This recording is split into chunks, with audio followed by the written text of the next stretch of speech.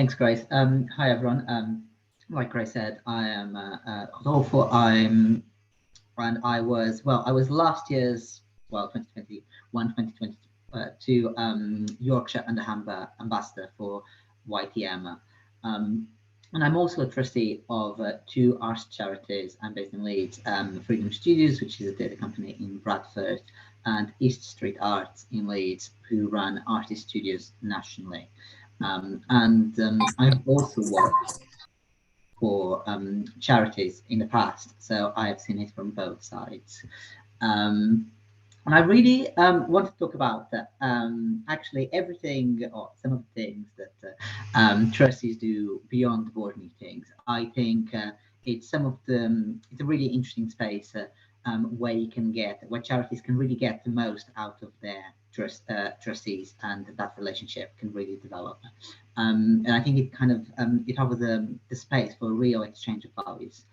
And kind of my starting point for that is that board meetings, formal board meetings, they matter and they're quite process heavy, quite rightly. But as a thing, they're also quite limiting. There's restrictive agendas. There's never enough time. You get 12 people around the table or 12 people around the Zoom, and can you how much of conversation and proper debate can you get going? So you kind of do need to other spaces to add richness to it, and I think those other spaces can really then improve what happens in those board meetings as well. So that's my starting point. I should say I'll come to some caveats at the end, but I'm going to go quite push things out a bit to start with. I'm going to start why I think it's this space is so valuable for both trustees and for charities. So as a trustee, personally, I don't particularly get excited because I've got 4 more meetings in my life a year. That's not what gets me out of bed. That's not why I give up my time. I get excited because I get to shape the impact that the charities that I work with have. I get to shape how they provide do their work, provide their services, and then I get to see the impact at the end. But actually, I also get to learn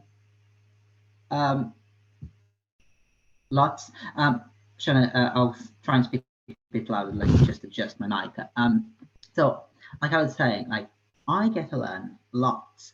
I get to learn how company runs, and I really get to learn and expand my knowledge and skills base. And only some of that can I get from board meetings. And it's by doing loads of other things in relationship as a trustee outside of board meetings that I really get to flex those muscles and get to practice those skills and get to be hands-on, caveats a bit later. And I think particularly when you're thinking about trustees under 30 who might be considering what they get out of it, I think it provides a unique selling point to show where you can gain some really hard skills and experience that you can leverage back and take back into your career or other parts of your life. And you can leverage those you can really learn that in those spaces. And I'll bring some examples. I'll talk about some examples of what things that I've done that I've learned a lot from.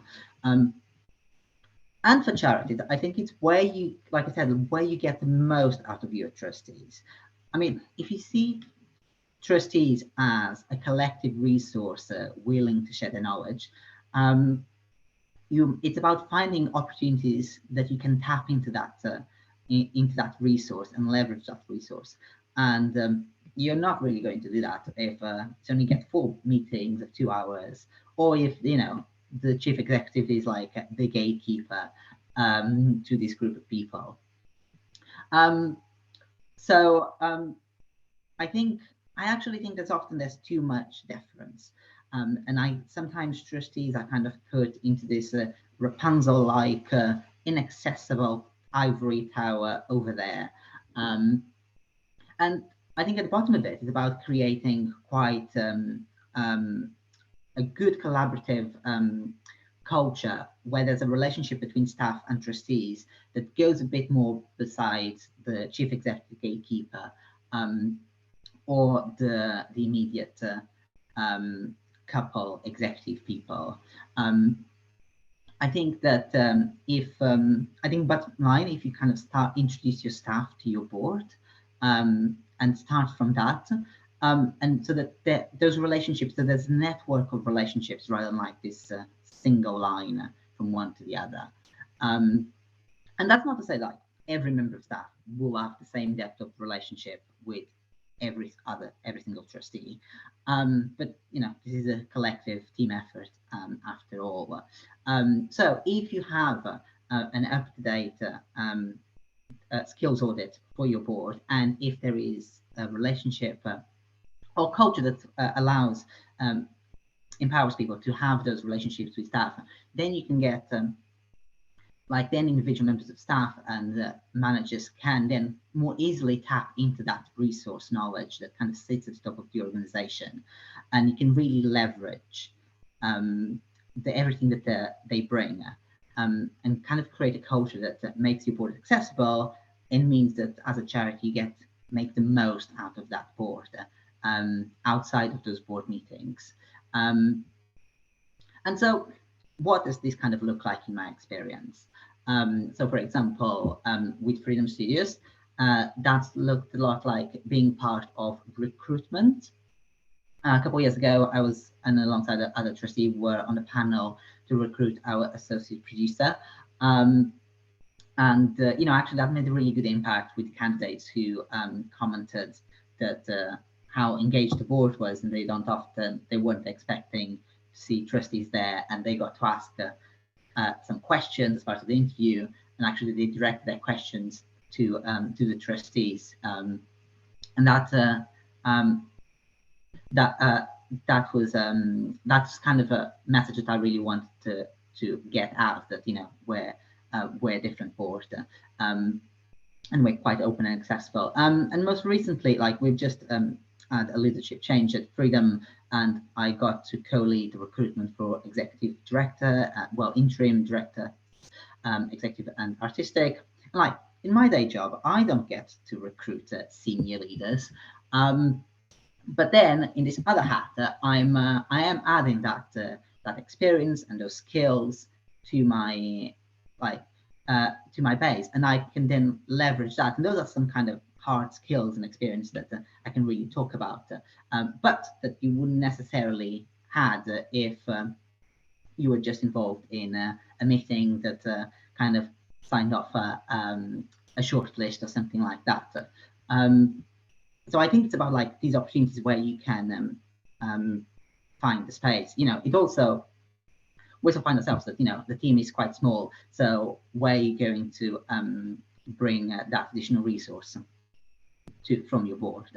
And a little bit about leveraging expertise. So for example, I used to work in arts marketing in my previous career, and I got at the start of the year, I got a chance to like facilitate a workshop with East Street Arts SNT.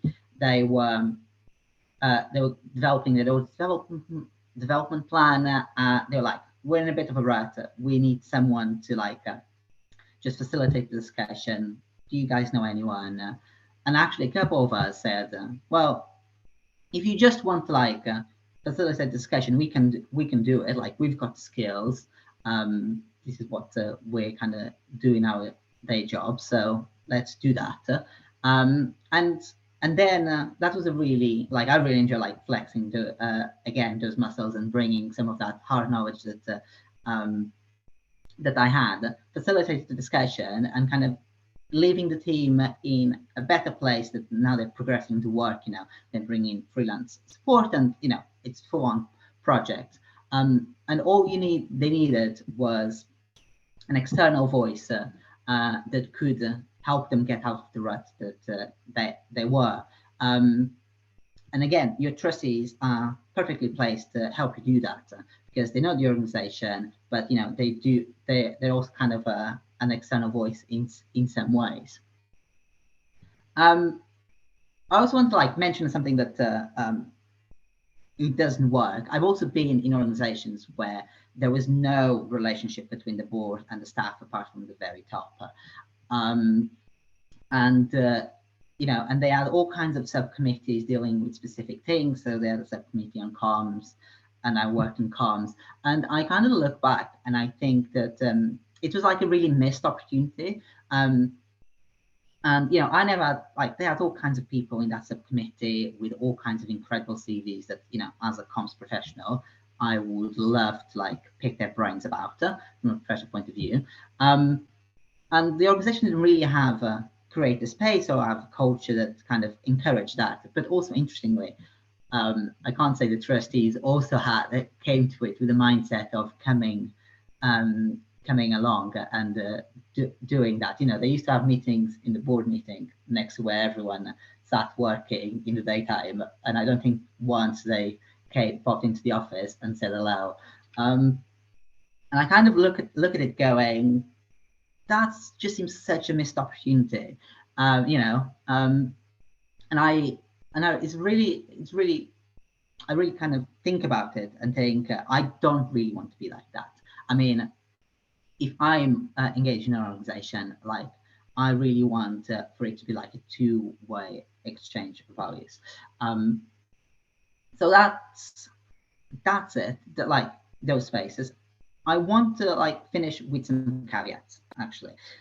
So I said all that, but this needs to be kind of seen that trustees are volunteers, and their role is primarily about governance and not managing or doing the job. And so these spaces outside of board meetings can be a fine line. They need to be worked out with the charities and the trustees together. And what it looks like will vary a lot, depending on charity, depending on individuals. Of course, now you don't want to bombard your trustees with everything and anything, and leaving them feeling like they've just signed up to a second unpaid job. But also, you don't want to recruit trustees that you want to create this kind of collaborative and open, and actually there's loads of ways for them to engage, and actually all they want is 4 meetings a year to sign off some accounts. And so I think charities, I think the recruitment process is the right place to manage those expectations and to really think what do I want of my trustees? How much time do I want them ideally to give, but also what does that time look like? Does that time, there's meetings, there's preparing for the meetings, but actually what does that time look like outside of the meetings? I also think over the last year or so about when you had issues and you wanted to discuss those issues in a private spaces with a critical friend, and did you go to your board? Probably could have, if you didn't, probably could have gone to your board. And so it's those seeing trustees as that critical friend is really important, but then set that expectation at recruitment and have a really open or